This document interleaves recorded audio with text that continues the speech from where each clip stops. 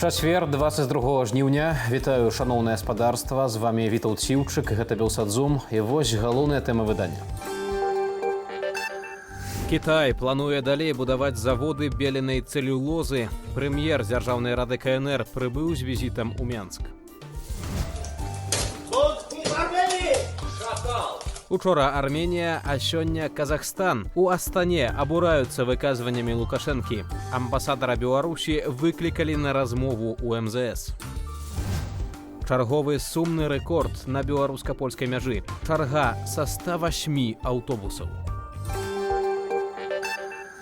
У Менск прыехаў прэм'ер дзяржаўнай рады Кітаю Лі Цян. Сёння ён сустрэўся з Лукашэнкам. У межах візіту плануецца падпісанне пакету пагадненняў і дамоўленасцяў у эканамічнай сферы.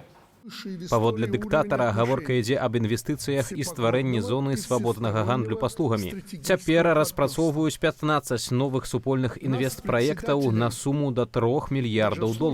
Паводле заяваў, дзякуючы гэтаму ў бліжэйшыя 5 гадоў экспарт беларускіх паслуг у Кітай вырасце як мінімум на 12-15%, а інвестыцыі ў Беларусь не менш як на 30%. Напярэдадні прыезду госця з Паднябеснай з будынку педагагічнага універсітэту на плошчы Незалежнасці прыбралі афіцыйны герб Менску з выявай Маці Божай. Замест гербу цяпер там пустое месца. Імаверна, каб не раздражняць прадстаўніка камуністычнай краіны. Гаспадарства, з намі на сувязі Алексей Чыгадаеў, кітаіст з Ляйпцыгскага універсітэту. Гаспадар Алексей, вітаю вас. Добрый день. Ну вот первый вопрос. Мы видим, что Лукашенко заявляет, что будет $3 миллиарда инвестиций Китая в Беларусь. В правительстве Беларуси говорят, что из этих 3 миллиардов, в частности, речь идет о третьем этапе проекта по глубокой переработке зерна, строительство заводов по производству сульфатной беленой целлюлозы и организация современного автоматизированного литья. Вот скажите, пожалуйста, вообще, насколько это большой объем инвестиций для Китая по сравнению с другими странами? Да, для Китая это достаточно небольшой пакет инвестиций, но пока вот из того, что нам известно, это все-таки очень понятные проекты, которые действительно интересны Китаю.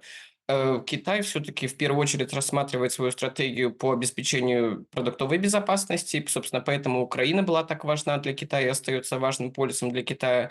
И в том числе Беларусь. Поэтому вот все, что касается пшеницы, зерна, это все для Китая очень важно, соя. И поэтому здесь, я думаю, это вполне реальные проекты. Что касается производства, я тоже думаю, что это действительно реальный абсолютно проект, просто потому что у Китая есть эти мощности, в Китае есть переизбыток этих мощностей, и с точки зрения Китая логично их вынести за пределы Китая для того, чтобы был штамп, допустим, не сделано в Китае, а сделано в Беларуси. Собственно, это позволит избежать и санкций, и нарастить экспорт в другие страны через вот свои такие, давайте скажем так, дочерние компании в других государствах. В этом контексте можно ли говорить об какой-то исключительности Белоруссии для Китая в его отношениях? Я думаю, здесь Беларусь рассматривается как важный действительно партнер, но как партнер не очень стабильный, давайте скажем так, потому что изначально, несколько лет назад, Беларусь рассматривалась в качестве большого транспортного хаба, который будет обеспечивать экспорт китайских товаров в Европу. Сейчас мы видим бесконечные кризисы на границе с Польшей, мы видим вторичные санкции, мы видим угрозу, в том числе вторичных санкций по поставкам других товаров в Европу. И все это нервирует Китай, потому что он очень много вложил уже в экономику Беларуси. И вот сейчас, кажется, проект зашатался, поэтому сейчас, собственно, Китай пытается найти какие-то дополнительные способы обхода и вторичных санкций и каким-то образом повлиять на руководство Беларуси для того, чтобы все те инвестиции, которые Китай несколько лет вкладывал в страну, они не испарились. Потому что для Китая действительно очень важно, чтобы товары, экспортный поток из Китая шел беспрерывно. Что будет, если завтра Польша закроет границу? Да, это достаточно небольшой экспортный поток, но для Китая это все-таки неприятно. В то же время на государственном телевидении Беларуси заявляют о том, что Китай хочет, чтобы с Беларуси сняли санкции и хочет всячески этому содействовать. Так ли это на самом деле? И в этом вот смысле на кого все-таки Китай будет здесь давить? На страны Европейского Союза и на Польшу в частности? Или все-таки на руководство Беларуси, чтобы оно пошло на какие-то уступки, ну и как-то сняло эту напряженность? Я думаю, это действительно важная история в плане экономическом. Мы можем с вами даже не брать политический аспект, потому что Китай всегда делает упор на экономику. Он говорит, смотрите, уважаемая Беларусь, это выгодно вам. Если мы через вас спускаем экспортные потоки, вы получаете процент с продаж. Смотрите, уважаемая Польша, если к вам идут товары, вы также получаете свою таможенную пошлину, и вы также обеспечиваете себе прибыль. То есть, смотрите, они говорят, да, возможно, у вас есть какие-то политические противоречия, но и вы, Польша, и вы, Беларусь, получаете свою очевидную прибыль. Поэтому давайте мы посмотрим на это с экономической точки зрения, а не с политической точки зрения. Китай перестраховывается, собственно, с этим связаны поездки Си Цзиньпина в Сербию, в Венгрию, потому что строятся альтернативные Беларуси маршруты поставок китайских товаров в Европу, но тем не менее, я думаю, что Китай продолжит давить вот именно с экономической точки зрения, в том числе вот Литян, это все-таки про экономику, это не про политику, он будет говорить о том, что это несет вам деньги, поэтому давайте договариваться, ребята. Еще один вопрос, немножко отходящий от экономики. Как вы считаете, интересна ли территория Белоруссии в стратегических целях Китаю, если мы говорим о каком-то возможном будущем противостоянии с Западом, о геополитическом противостоянии? Ну, мы ведь все сейчас комментируем с точки зрения визита Литяна, и это все-таки про экономику. У нас есть кейсы, действительно, когда Китай берет в аренду пахотные земли в России, в Украине, в Беларуси. Это все есть, но это абсолютно не публичная история, потому что это привлекает очень большое внимание, и люди начинают очень нервничать. Я думаю, Китаю действительно интересны в том числе пахотные земли Беларуси, в том числе какие-то совместные проекты по разработке минеральных удобрений. Но это все будет очень непублично. Мы об этом, скорее всего, узнаем, ну, вот в последний момент, потому что это все будет делаться максимально тихо, для того, чтобы об этом никто не узнал. С экономической точки зрения, да. С политической точки зрения, я думаю, скорее нет. Наверное, об этом стоит поговорить с военными экспертами. Но я думаю, что здесь начинается прямое политическое противоречие с Россией, поэтому гораздо интереснее эксплуатировать белорусскую землю в интересах экономических, чем политических. Хотел бы вам задать еще один неэкономический вопрос. Мы знаем, что в прошлом месяце китайские военные приезжали в Беларусь на учения. Как вы считаете, вообще могут ли быть у Китая планы, ну, на какое-то расширение этого сотрудничества военного, вплоть даже до размещения военной базы на территории Беларуси? Да, я напомню, что это было все-таки учение в рамках Шанхайской организации сотрудничества, которая изначально создавалась по борьбе с терроризмом и наркотрафиком среди стран Центральной Азии, России и Китая.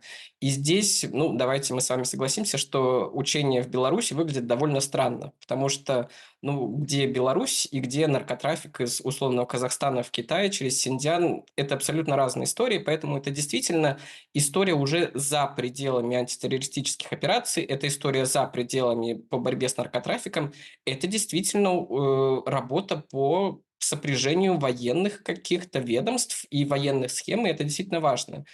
Я думаю, что это больше все-таки опять в интересах китайской армии, потому что, чтобы мы не говорили о китайской армии, какая она большая и технологически развитая, у китайцев нет опыта, вот скажем так, работы в поле. У российских военных, у белорусских военных такой опыт небольшой сравнительно, но есть очень даже большой, но это уже, наверное, про другие частные военные компании. Поэтому китайцам очень важно научиться работать в команде с кем-то, чтобы они понимали, как вообще это устроено. Собственно, поэтому все эти военные игры, которые устраиваются на территории России, на территории Китая, и военные учения в рамках ШОС, это все про то, чтобы китайцы научились работать с другими людьми. Мы видим, как пропаганда на государственном телевидении, в государственных медиа пытается представить Китай как, ну не то что альтернативу России, но все-таки вот большая страна в мире, которая тоже дружит с режимом Лукашенко. Как вы считаете, вообще может ли Лукашенко найти какую-то альтернативную опору в виде Пекина? Или все-таки это нереально, чтобы он вышел из орбиты Москвы, вот, чтобы Китай, скажем так, перенял первое место вот, в патронаже над режимом Лукашенко? Собственно, этим и должна заниматься государственная пропаганда, потому что у режима Александра Лукашенко нет никаких других политических целей, кроме как удержания власти. Вот давайте мы сразу это скажем. Там нет никакого великого будущего, нет никаких великих политических целей, великих экономических проектов. Главная цель автократии – это удержание власти. Собственно, поэтому Александр Лукашенко уже столько лет у власти, потому что ему действительно удается удачно лавировать между Пекином и Москвой. И если мы опять обернемся в прошлое и посмотрим на его визиты, собственно, это очень так симптоматично. Как только придавливают Александра Лукашенко, он тут же летит в Пекин, пожимает руку Си Цзиньпину и говорит: вот, смотрите, мы лучшие друзья. То есть все действительно и присоединение к ШОС – это не что иное, как еще раз, в очередной раз продемонстрировать другим лидерам на постсоветском пространстве: смотрите, я легитимный, со мной пожимает руку лидер Китая Си Цзиньпин. В будущем от этого, я думаю, Александр Лукашенко, конечно же, не откажется, потому что не так много стран, куда он может поехать и кому-то пожимать руку. То есть здесь они с условным Владимиром Путиным находятся примерно на одной точке.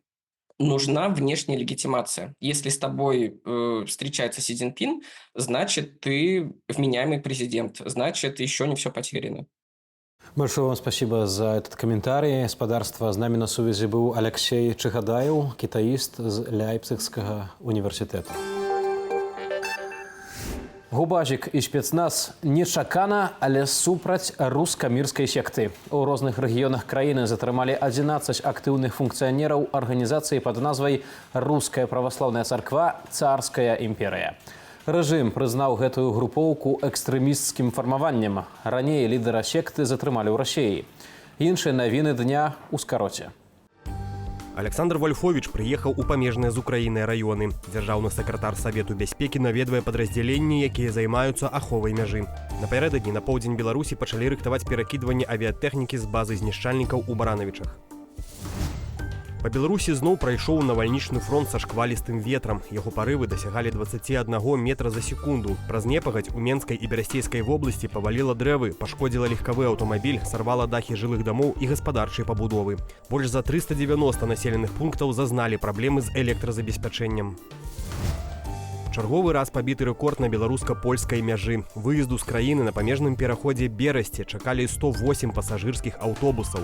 Пра гэта паведамляе сайт памежнага камітэту. Таксама на пункце пропуску Берасці з раніцы стаяць 480 легкавікоў. Чэргаў з аўтобусаў на літоўскай і латвійскай мяжы няма. Праваабаронцы дадалі ў спіс палітвязняў яшчэ 10 чалавек. Беларусаў зняволілі паводле артыкулаў знявага дзяржаўнай сімволікі, знявага Лукашэнкі, знявага прадстаўнікоў улады і супрацоўнікаў міліцыі. Агулам у спісе вясны цяпер 1358 палітвязняў. Паводле дысідэнт Бай, у Беларусі вядома пра 1455 палітычных зняволеных. Рэальная колькасць можа быць шматкроць большая.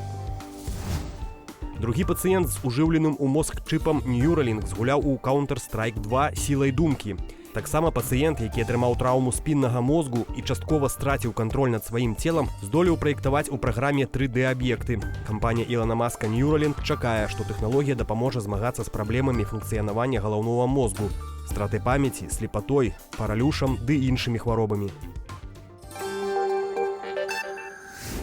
Интервью Лукашенко телеканалу «Россия» выкликало скандалы ў Казахстане и Армении. У Астане амбассадару Беларуси уже донесли официальную позицию МЗС и закликали до необходимости объективно оценивать позицию Астаны ў дачыненні процессов, якія адбываюцца. У інтэрв'ю дыктатар заявіў, што некаторыя постсавецкія дзяржавы, цытата, «выкручваюцца» у адрозненне ад Беларусі і хочуць чагосьці ўзяць, а ўзамен нічога не даць. Таксама узурпатар папракнуў Казахстан тым, што менавіта да Расіі і Беларусі там звярнуліся па дапамогу падчас пратэстаў на пачатку 2022 года. У тым жа інтэрв'ю Лукашенко пакрыўдзіў і Арменію фразай, цытата, «армяне нікому не патрэбныя». Напярэдадні ля амбасады Беларусі ў Ерэване прайшла акцыя пратэсту. Удзельнікі закідалі сцены будынку амбасады яйкамі, бульбай і памідорамі з крыкамі «Прэч з Арменіі».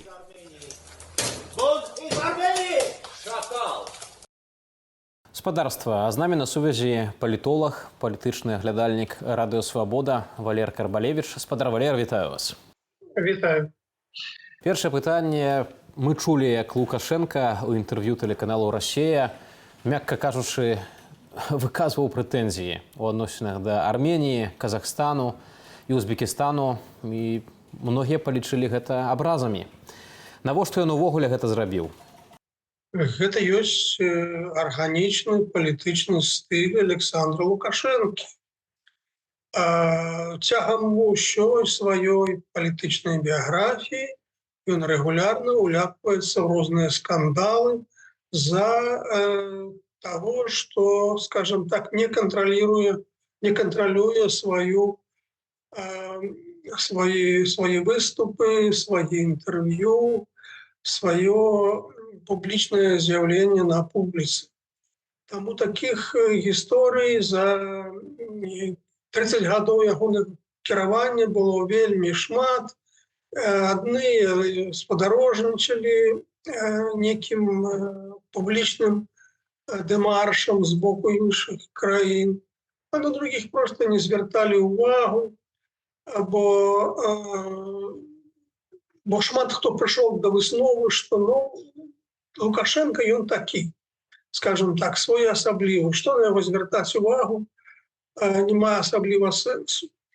Калі казаць вось пра гэтыя канкрэтныя заявы, якія адбыліся падчас інтэрв'ю тэлеканалу «Расія», то тут жа ж трэба разумець сэнс і жанр гэтага інтэрв'ю.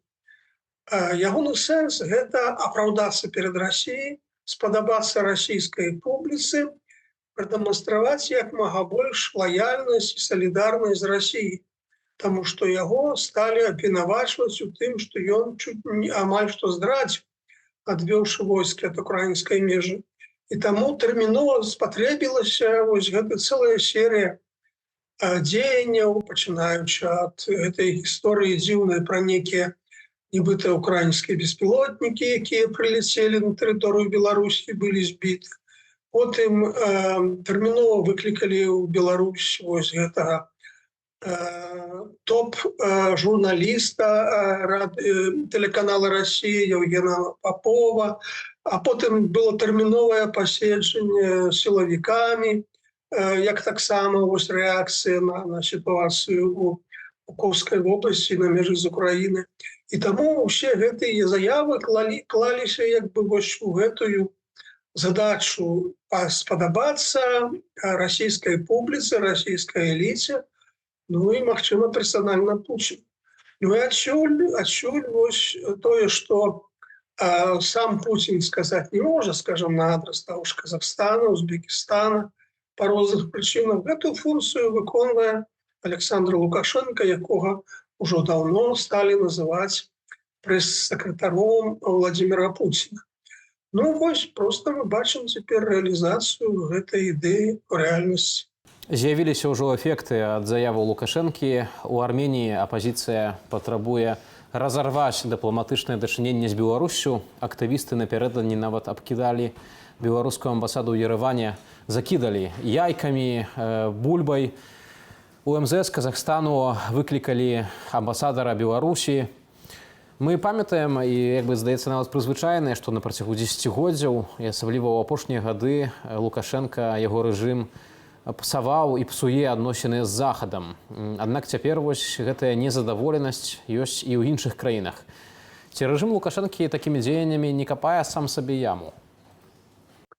Ну, адносіны з Арменіяй для Беларусі не вельмі важна. Эканамічны чыннік там невялікі, таму ад нейкіх дрэнных адносін з Арменіяй Беларусь нічога не страціць. Ну, з Казахстанам іншая справа, але не думаю, што таксама гэта паўплывае на нейкія беларуска-казахстанскія адносіны, бачыце, тым больш, што вось беларускага амбасадара выклікалі у МЗС Казахстана, але не нота пратэста не была ўручана, ні нейкія іншыя такія дыпламатычныя дэмаршы, а проста ветліва яму нагадалі пра прынцыпы замежнай палітыкі Казахстана. Это такая трохі смешная форма незадаволення, ну, але гэтым самым Казахстан паказвае, што ён не хацеў бы абастраць адносіны і абмежаваліся такім делікатным, спакойнай размовай з амбасадарам. Таму я не думаю, што гэта моцна паўплывае на адносіны. Тым больш, што гэтыя адносіны і так пэўны момант былі напружаныя, і такая прэзідэнт Казахстана неаднойчы публічна уступаў у палеміку з Лукашэнкам. Таму я не думаю, што гэтая заява Лукашэнкі ў інтэрв'ю тэлеканалу Расіі нешта моцна дадала. Мы бачым, як на фота амбасадара Павел Утюпін, якога выклікалі на дыван, занатоўвае словы кіраўніка МЗС Казахстану Мурата Нуртлеу. Ці гэтыя сцэны, вось гэтыя прэтэнзіі, на вашу думку, неяк уплываюць на супрацоўнікаў МЗС Беларусі, на іхныя настроі? Ну, амбасадар, яго задача перадаць у Менск тое, што кажуць яму краіне знаходжання. Ну, тое, што ён запісваў, як дыпламат павінен быць ветлівым, далікатным, дэманстраваць сваё жаданне наладзіць адносіны з той краінай, дзе ён знаходзіцца, інакш у чым сэнс дыпламата. Таму я ніякіх тут асаблівасцей паводзінаў амбасадара не ўбачыў, а тое, што беларускія дыпламаты яны даўно ўжо прызвычаіліся і да стылю Лукашэнкі, і не раз бывала раней, калі пасля заяваў скандальных Лукашэнкі дыпламатам даводзілася мікшыраваць ягоныя словы, згладжваць, казаць, што яго не так зразумелі, што это вырвана з кантэкста і так далей. То бок у беларускім дыпламатычным корпусе засталіся толькі тыя чыноўнікі, якія гатовыя дзейнічаць у тых умовах, у якіх яны знаходзяцца, у якіх яны трапілі, і я не думаю, што іх занадта збянтэжыла гэтая заява Лукашэнкі. Там ужо даўно адбыўся натуральны адбор, і всіх, каго шакавала дзеянне Лукашэнкі, ну і насышліся ў 2020 годзе. Спадар Валер, дзякую за гэтую размову. З намі на сувязі быў Валер Карабалевіч, палітолог і палітычны аглядальнік Радыё Свабода. Першы беларускі футбаліст у гісторыі падпісаў кантракт з мадрыдскім Рэалам. Ім стаў 12-гадовы Аляксей Маёраў. Сума кантракту можа скласці $120 000. Паводле бацькі футбаліста хлопцам цікавіліся ПСЖ, Манчестер Сіці і Барселона. Аднак выбар зрабілі на карысць каралеўскага клубу. Магчыма, галоўная надзея беларускага футболу вашай увазе.